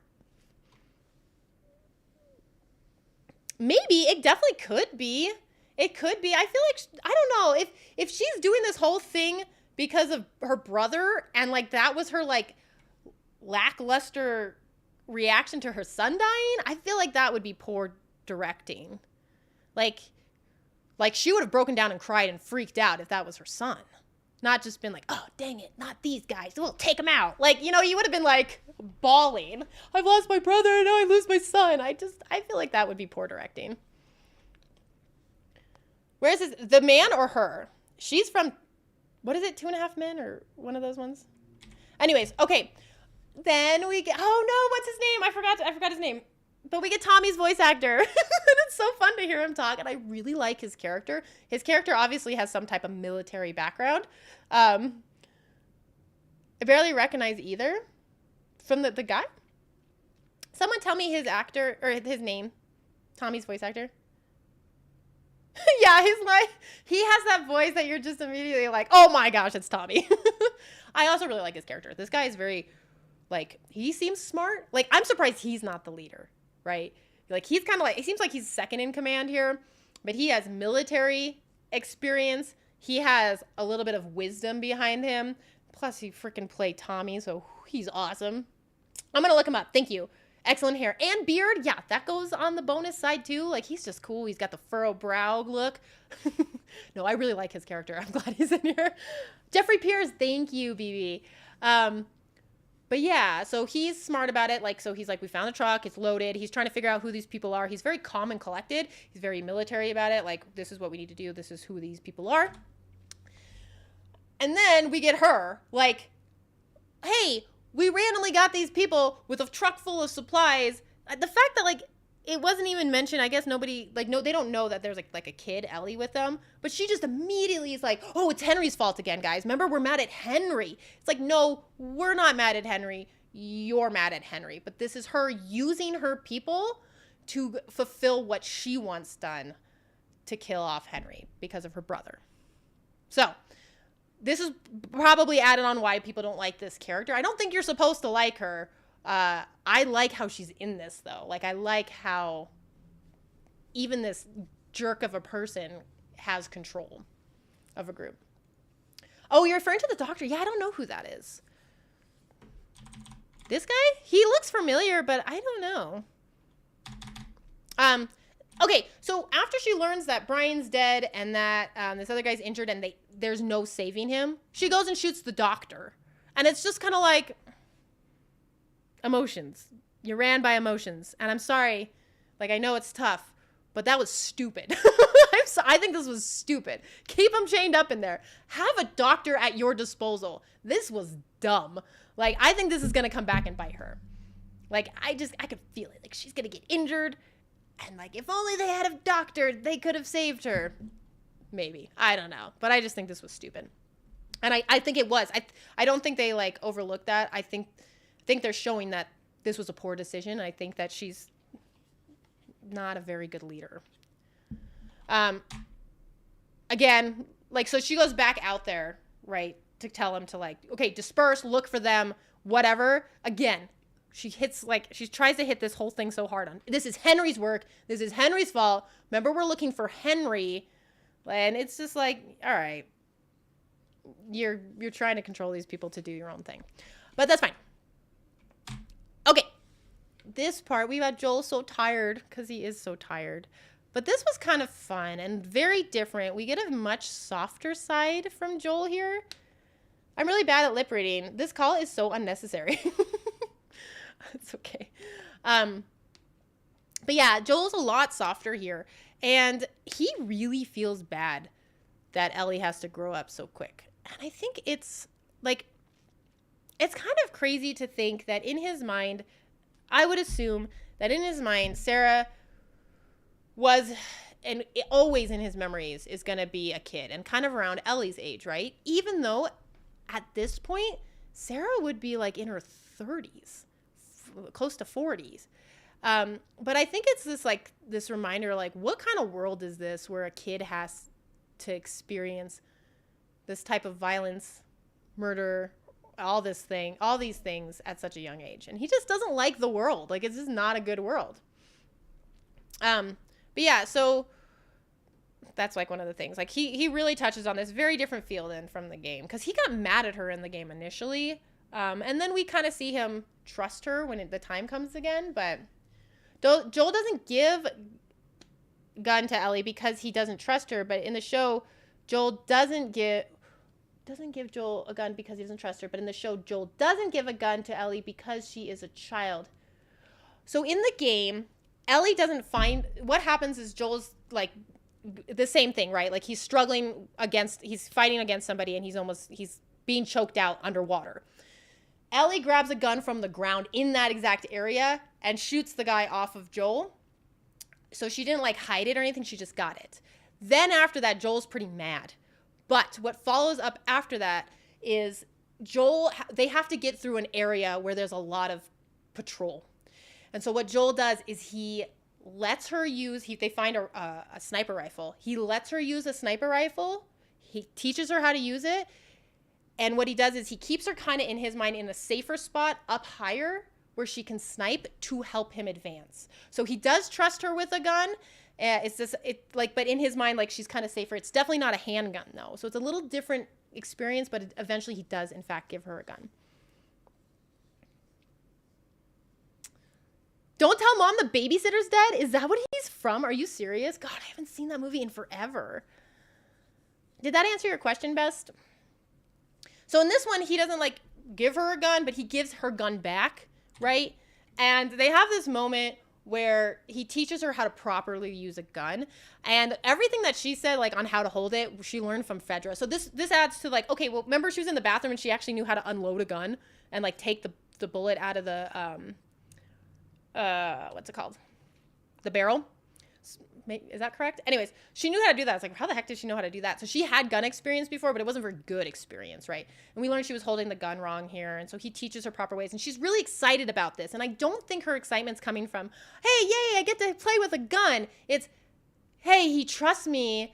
Hey, I can help. I want to be helpful. Like, I think she just desperately doesn't want to feel like a victim.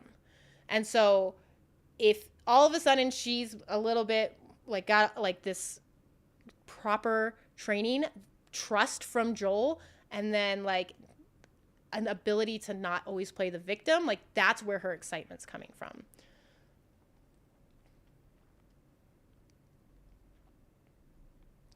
Ellie does ask Joel why doesn't give up. He doesn't self-delete because Tommy is out there. Yeah, exactly. Like, she's like, why even like hang around if you hate the world so much? And it's because, like, Joel is a family man. Like, that's all he cares about. Like, he doesn't need to have a mission where he betters the world. He wants his family protected, period. He does not care about a vaccine. He does not care about a movement to do the right thing. He doesn't care about, like, all he cares about is the people that he loves are safe. So, really a good point. And so that's worth living for him. Like, he I don't think Joel's afraid of dying, but he wants to use his life to help protect the ones he loves. Chamber, thank you, not the barrel. I think I need to play the game to clarify. Yeah, so, yeah, you should just play the game. Even just not to clarify. Just go play the game, because it's amazing. But yeah, that's where I think her excitement's coming from here, is that trust. A parent thing, too. It's my grandma still thinks of me as a kid, and I'm 35. Too, isn't it? My grandma still thinks I'm a kid. A parent thing. Oh, like when I said that, like, Joel in his memory is, like, kinda. Yeah, I understand what you're saying there. But I think it's just, like, I think that's one of the closest things where, like, this is an awful, like, Joel's memory of Sarah ended at this age. And it almost is like, it kind of gets picked back up here with Ellie in almost the exact same age. And I just think that's, like, really interesting. And so, like, he kind of just has all these, the way, like, if Sarah were here, even at Ellie's age, like, he wouldn't want this for her. And he doesn't really want this for Ellie either. He just thinks the whole place is just, it's just wrong. Bye, Rockefeller. Okay. Okay, so then this is where she doesn't listen all of a sudden again, right? Like, she a lot of the time she doesn't listen to Joel. That's why I think those moments where she did listen to Joel, like in the combat, like, I trust you kind of moments is really important. But she doesn't listen to Joel here, and she puts the gun in her pocket instead of in her backpack, which she tells her to.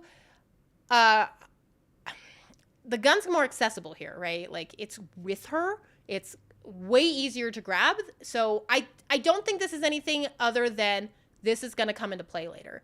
This is going to be one of those things where I think Sam and Henry maybe take her backpack, but now she has some type of protection physically on her that might have not been taken. So we might see something where she can at least, I don't know what's exactly going to happen with Henry and Sam, but she has this gun on her. And I just think that's just going to come up later. Like, it's, her backpack's going to be taken or gone or left or whatever, but she still has this protection. I don't know. I didn't look into it any more than that. Okay. All right. This lady, Kathleen, so she's on the hunt for Henry. She's super upset. She's doing all this stuff because somebody killed her brother. Yet literally, and those of you who played Last of Us Part 2, remember this. She's doing all this stuff to kill the person that's responsible for killing her brother. But she's going after this person who has a brother. Like, literally has a sibling that looks up to him as a superhero. That's the most important thing to him in the world, is his brother. And it's just like, you idiot. Like, this is why another reason why I think people don't like this character, because, like, you feel these emotions from her, you don't like her, but they're intentionally doing this. So this is all about getting vengeance, getting justice for what you think is right. But it's going to start this cycle of, if you kill this person, well, that person had a family, and then will they take, you know what I mean? Like, it's just this, like, thing that keeps happening.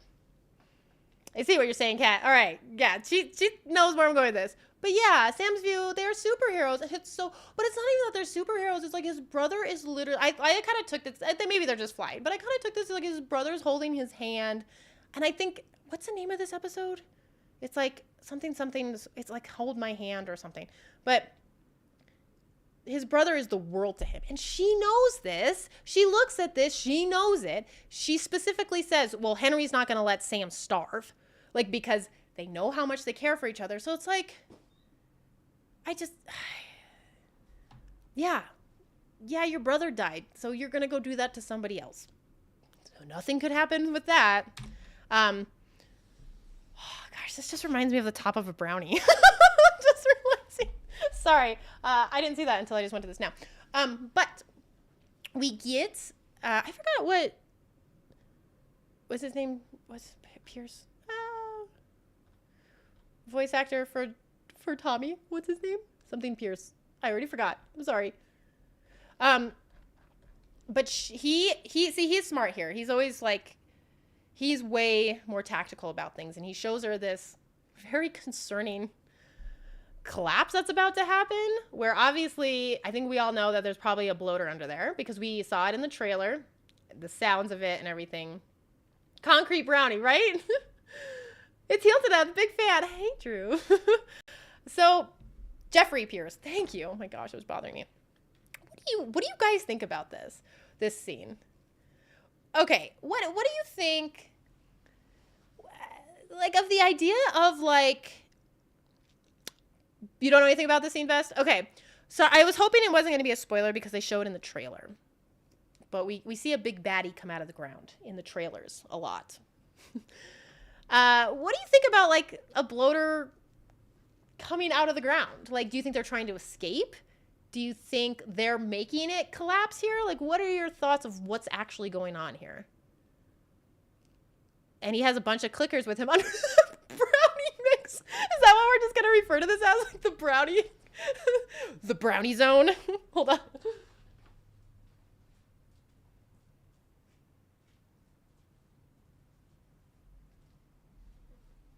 Okay.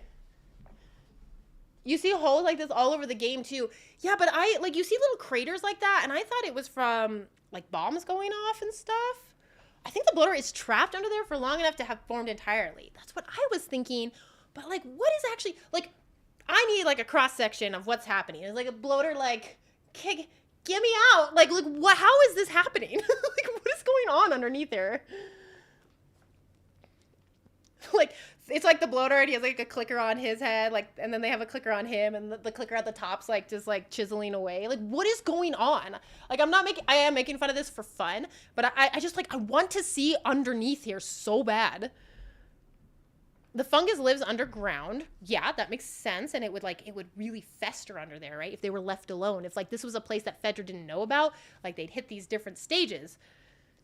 Sewers, that would make sense. A bloater. So, if you look at the trailer, Best, so we've got your runners, which are your, like, newly changed, literally the infected that run at you with the kiss of fungus.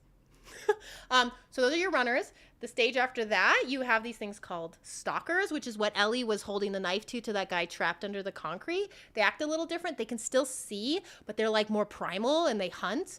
Then after that stage, you get the clickers, which we saw, which are blind. They use echolocation, and then they're pretty deadly. Like, they bite you, you're pretty much done.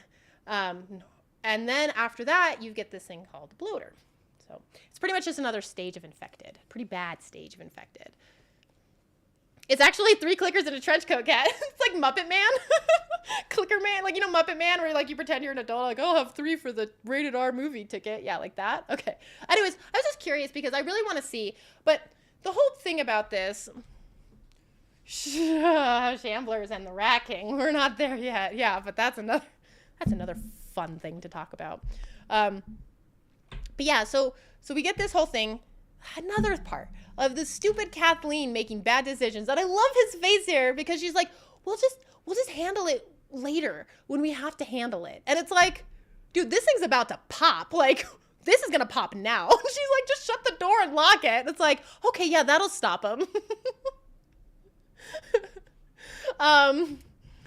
But anyways, he knows this is a poor decision, but she's so focused on finding Henry that she's making bad decisions for the entire group. And I think that this character, like, he's very tactical, he's very military, he's like, this is not smart, and this is going to be another thing that comes and bite her, right? She has no doctor, she just shot a doctor, forcing everybody to go after Henry, and she's not taking this threat seriously. So I think this is all going to come, like, happen all at once, and it's going to be a mess, and this lady is just bad at what she does.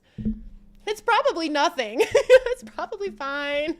But yeah, I like his face here. Such good acting with such little, like just so much is said with just such a look. Terrible idea, and we know it, right? We also get this. Okay, so Joel and Ellie go to a really tall building. It's an apartment building. Super smart. They're going up as high as they can because if they're looking for them, they're not going to check every apartment on every floor in a 45 floor story building. So this is like their safest place in the city. Plus they'll get an advantage point to see a safe way out, right? Oh, it's going to bite her all right? Exactly. But we get this really important conversation, which we do get in the game, where Joel admits that he's been on both sides of, like, hey, yeah, I'm doing the right thing, and hey, I'm probably not doing the right thing. So we already knew that when Tess talked to Ellie, and we just get that confirmed here. And he's been on both sides, and he's done some terrible things. They haven't changed that. Joel's like past is, we don't know every detail in Joel's past, but again, we know that he'll do whatever he needs to in order to help I'm not going to say help himself, to help the people he loves. So this scene was really important. I'm glad they kept it in here. And then also we have Joel climbing all these stairs. Guess what? He's freaking tired. Did I mention he's tired in this episode yet? Because he's really freaking tired. So yeah, so they finally get to, like, I think it's like the 33rd floor or something out of 45 floors. So Tommy has nightmares from what him and, yeah, Tommy gets nightmares, right? Because he has that regret, because Tommy wants to be the hero. Tommy wants to do the right thing. And then you have Joel that's like, we did the right thing. You're alive because we did the right thing. Like, I think it's that attitude. If I get an unsolicited Amazon package that contains toothpaste, should I be thankful or insulted? Do you have an auto? Like, you might have auto. You know how it's like a subscription? Did you buy toothpaste from there once? Because I think a lot of times it defaults to like an auto payment thing for like some of those items. So he's really tired. He mentions he's 56 here, but again, he didn't sleep. He's running off coffee and stress. He had to physically fight people. He's so tired. And then we have this whole, so they go into one of these random apartments. This is great. I love where they're hiding. Like, just randomly pick an apartment on almost like a random floor. It's very unlikely that they'll be seen here. We find out later that they are found, but I think what happened here is that we had Sam and Henry, who had left that one base where Kathleen was, their little hideout there, and they probably found a new place here, somewhere in this apartment building. Now, they're probably up above them, right? Because that's exactly what Joel was saying. Like, we'll know when someone's coming. It's one of those things where you can look down in the stairwell and literally see people coming for a long time. Like, you'll get a good amount of time to adjust or to figure out what you need to do if somebody is actually coming for you. Maybe my grandma sent it. Maybe delivered to the wrong house. Yeah. Oh, it was addressed to me specifically. But yeah, so I think what happened, and we'll probably find out about this though, is Henry and Sam were probably hiding somewhere above them, heard them coming up the stairs, watched them carefully, saw them go into this room, and then decided to wait until they were sleeping. I really like how he sets this trap, but Sam and Henry either avoided it, knew about it, or it's just because Joel can't hear and is freaking tired. But I think these conversations are really cute. This ending was so great. Joel had watched Mission Impossible 1 before the outbreak, right? Like, he had some plans here. But we learned that Joel's right ear, this is when Ellie, like, it was really cool that Ellie noticed this, but Joel's right ear, so the one he's sleeping on right now, that's why he sleeps facing that direction, is so his good ear is facing up and he can hear. Oh yeah, we also talk, like, he also asks her, okay, I skipped this part, we have to talk about it. Ellie mentions it wasn't her first time killing or shooting someone. I think they are strongly hitting. I'm gonna try not to spoil this, so help me not spoil this for others. I think they're saying that Ellie had to shoot somebody we already know, and we'll find out about that later on. I'm pretty sure it's from DLC. That's what they're hinting at here, is my opinion. I like that theory. They're already in the building above. Yeah, I like that too. Because if they're trying to hide from all those people searching for them, how could Sam and Henry stumble across them? Like, I think they were like, oh shoot, like, people are down there. I thought they were in the room because it was a ton of glass, but Joel blacking out is more likely. Oh, you thought they were like, you thought Sam and Henry were already in this room? I think that's unlikely, just for the like sheer fact of how many apartment buildings there are in this building. Like, how many apartment rooms are in this building. Could you imagine just happening to like pick the same one? The Ish's glass bottle traps. Yeah, okay. You thought they were because there was a ton of glass? Well, they break glass to get into here. So there's glass down when Joel and Ellie end in here, and then he puts more glass down. I mentioned it last night. I did not. I know. Kind of like, and what's interesting about that sheet is like they kind of like averted our eye. Like they're like, don't look when Joel had to kill off Brian, right? So they kind of protect us from that violence. It's like, oh no, are they saving the like terrible violent scene and they're gonna show us one we don't want to see? Like, I wonder if they're like saving that. I don't want it. I don't want it either. But that's what it feels like, right? They're strongly hinting at that's what Ellie had to do. So he talks about that and she doesn't want to talk about it. So it's obviously a sensitive subject for her. So that's why I think it's her. That was the case. Yeah, so she talks about his ear. So he has his good ear up. What did you guys think here? Do you think he was being truthful about shooting the gun, or do you think he lost some of that hearing maybe when like he was shot at when he was holding Sarah? I kind of watched it again to see if there was any hesitation in his voice when he mentions that. It didn't feel like it, but it is something that like Drew mentioned. I was like, oh, maybe. Because when Sarah died, there's a good chance that, like, like some of that hearing loss came from that. But it very well could have just been from shooting guns because that's, yes, very damaging to the ears. We only have to wait till Friday. Yeah, we get the answers to this a lot sooner. But yeah, I like this. I like how he can't hear very well on that side because they have this, like, moment. Sorry, I'm going to go to this part. So Joel's exhausted, like past any point that I've probably experienced in my life. He's so tired. But then right before falling asleep, he actually gets this like little bit of comfort, a little bit of laughing, and just like contentness, right? So like if he's feeling good, you know how you sleep better when that happens? You're exhausted. You kind of like, oh yeah, I'm just going to go to sleep. Like you have like a good moment, you sleep better. And when he wakes up, he's actually on his other side, which I think he's kind of trained himself not to go over to that side, except for he was so comfortable in this moment that he kind of let his guard down and he did roll over.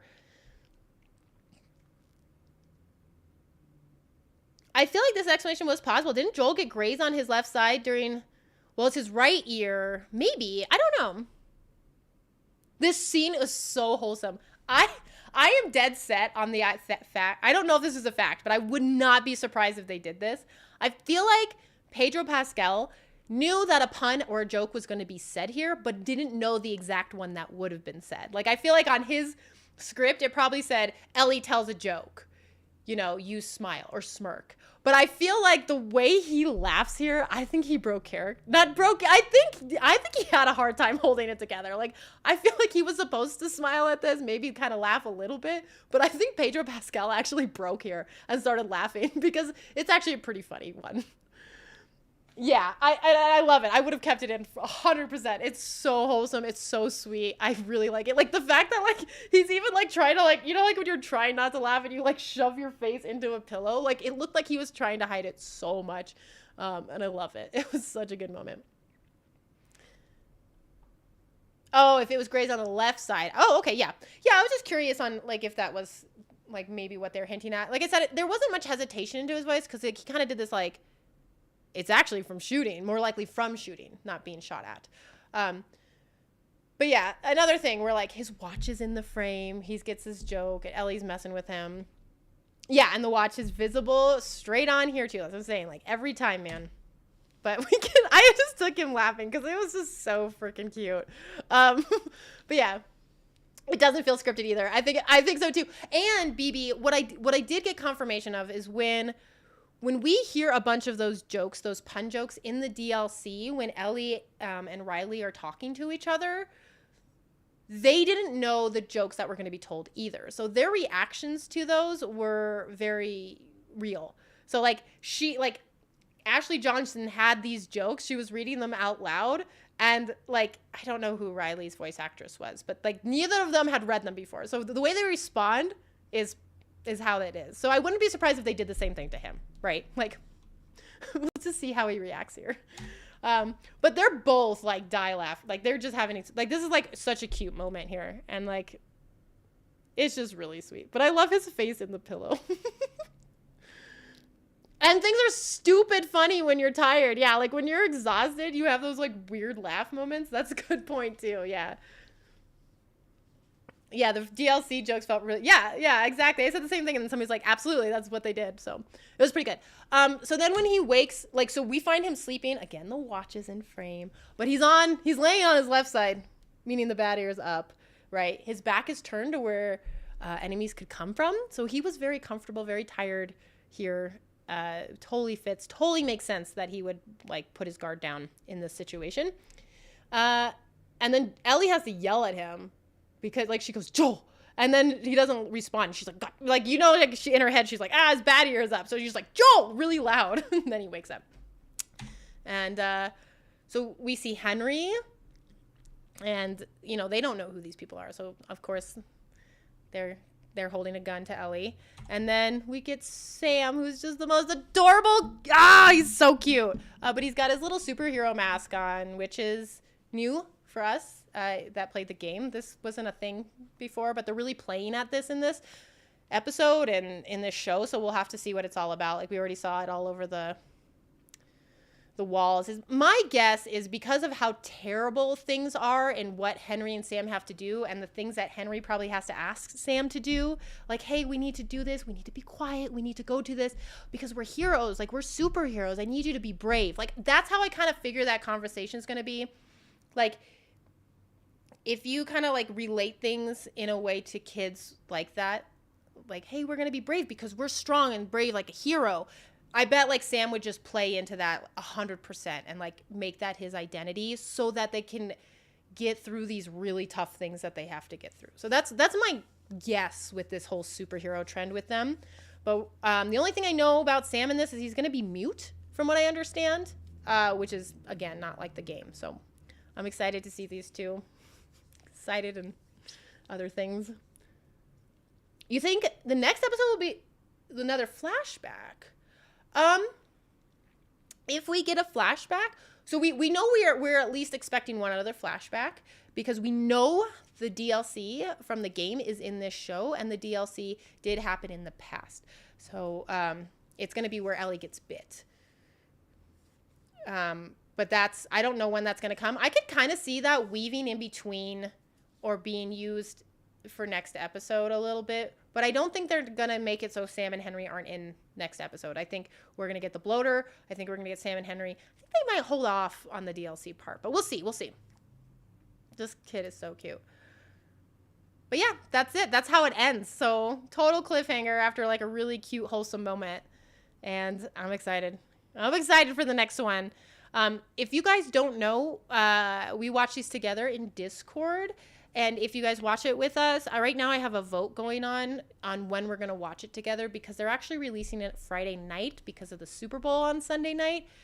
So we can't watch it on Friday night. However, we can watch it pretty much like anytime on Saturday or Sunday. So I did put those times up in my Discord and you can vote for which one works best for you so that we can have as many people here as possible.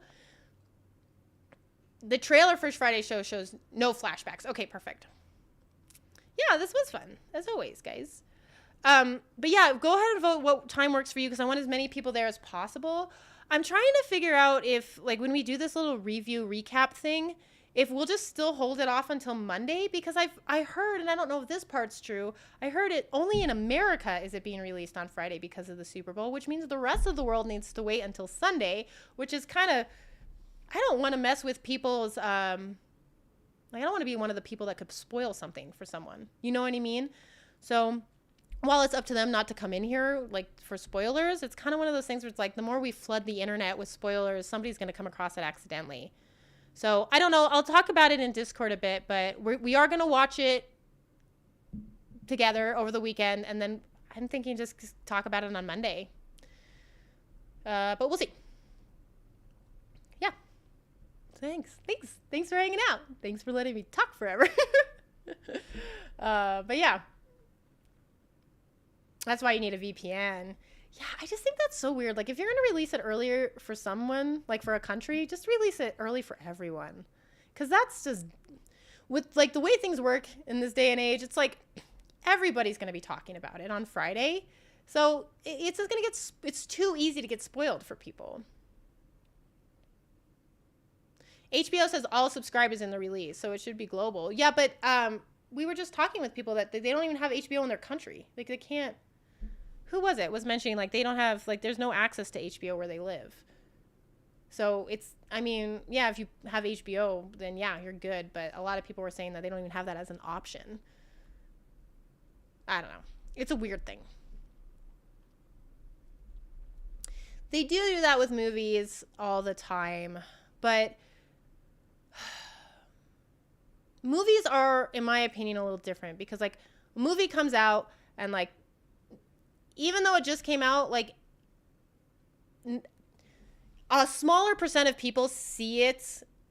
Okay, so, like, if a movie comes out and you have, like, the people that are going to watch that movie, a large chunk of them will see, like, a large chunk of those people will watch it as soon as they can, but that's not always, like, on release day, right? Like, a lot of the times with movies, people will see it the next day or when the week, you know what I mean? Like, but with a show, with a series where it's like, oh, it's shorter, it's more accessible for people, everybody's waiting for this for the next week, I feel like it's just easier to get spoiler alert. Like, more people, the percentage of people will watch this as soon as it comes out than will see a new movie when it comes out.